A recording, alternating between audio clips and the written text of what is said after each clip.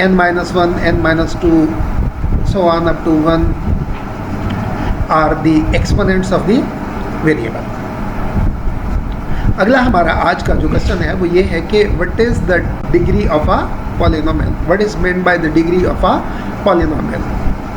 हाँ, आपका अंदाज़ा ठीक है, मेरा ख्याल आप समझ ही चुके हैं कि इस एक्सप्रेशन में जो ऊपर हमने देखा पॉलिनोमियल, इसमें हाईएस्ट पावर जो है वेरिएबल x की वो कहलाती है डिग्री ऑफ दी पॉलिनोमियल. तो यहाँ पे n जो है वो हाईएस्ट नंबर है, तो इसलिए n जो है वो डिग्री है इस पॉलिनोमियल की, यानी ये पॉलिनोमियल जो है वो nth डिग्री का है. इससे नेक्स्ट जो है वो है कि व्हाट इज़ एन इक्वेशन. लेकिन इससे पहले भी आपको दो एक बातों का पता होना चाहिए. What is meant bye algebraic expression and what is meant bye algebraic sentence.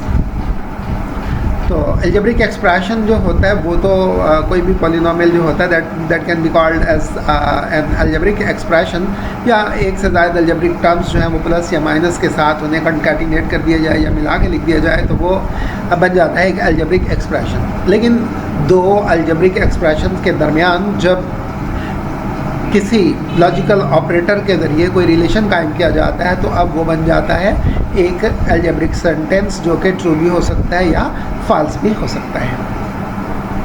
Equation दो पॉलिनोमियल्स का ऐसा कंपैरिजन है जिसमें लॉजिकल ऑपरेटर इक्वल यूज़ होता है.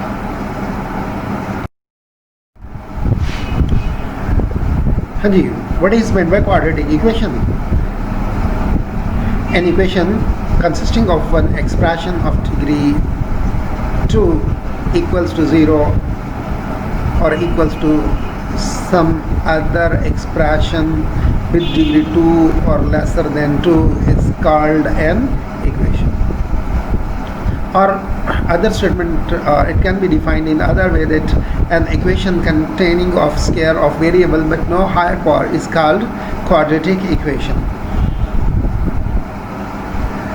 What is the standard form or general form of a quadratic equation?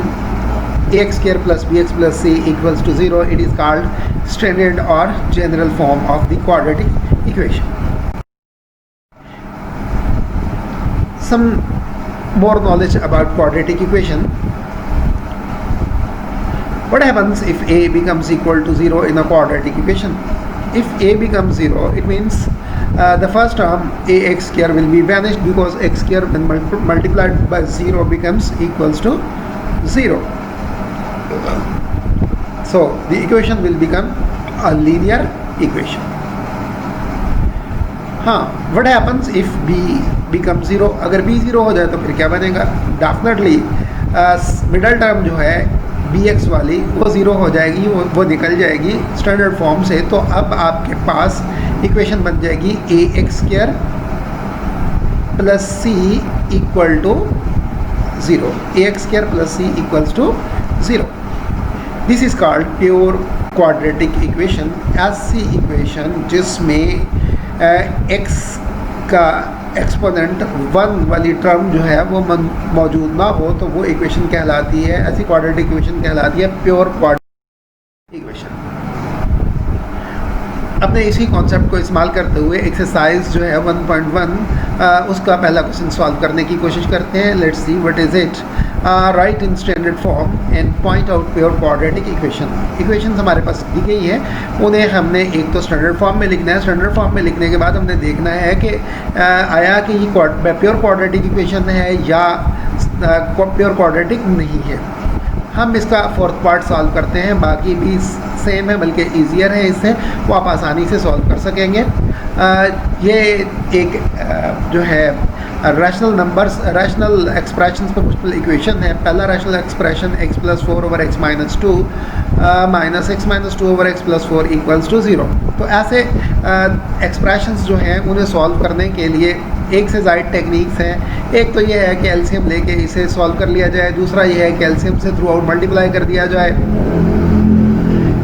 तो हम जो इस को सॉल्व करने के लिए टेक्निक इस्तेमाल कर रहे हैं वो यही है कि पूरी इक्वेशन को एलसीएम से मल्टीप्लाई करते हैं. एलसीएम तो हमारे पास बनता है x इंटू एक्स माइनस 1, तो पूरी इक्वेशन को मैंने x माइनस 2 इंटू एक्स से मल्टीप्लाई कर दिया है.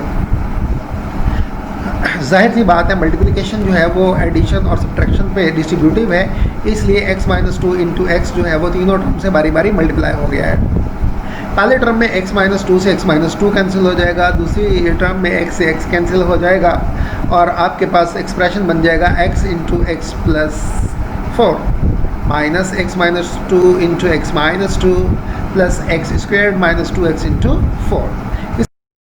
करें तो हमारे पास बन जाएगा एक्स स्क्वेयर्ड, एक्स को एक्स से मल्टीप्लाई किया एक्स स्क्वेयर्ड हो गया, फिर 4 से मल्टीप्लाई किया तो 4x हो गया, माइनस एक्स माइनस टू को एक्स माइनस टू से मल्टीप्लाई किया तो वो हो गया x square minus 4x plus 4, और एक्स स्क्वेयर माइनस 2x को जब 4 से मल्टीप्लाई किया, 4 को जब एक्स स्क्वेयर से मल्टीप्लाई किया तो 4x स्क्वेयर, और माइनस 2x से जब मल्टीप्लाई करेंगे तो माइनस 8x हो जाएगा। अब हम पेरेंथेसिस को ओपन करते हैं, चूँकि पेरेंथेसिस के बाहर माइनस था तो इसलिए अंदर वाले सारे साइन चेंज हो जाएंगे, तो ये बन जाएगा x square plus 4x minus x square plus 4x minus 4 plus 4x square minus 8x equals to 0।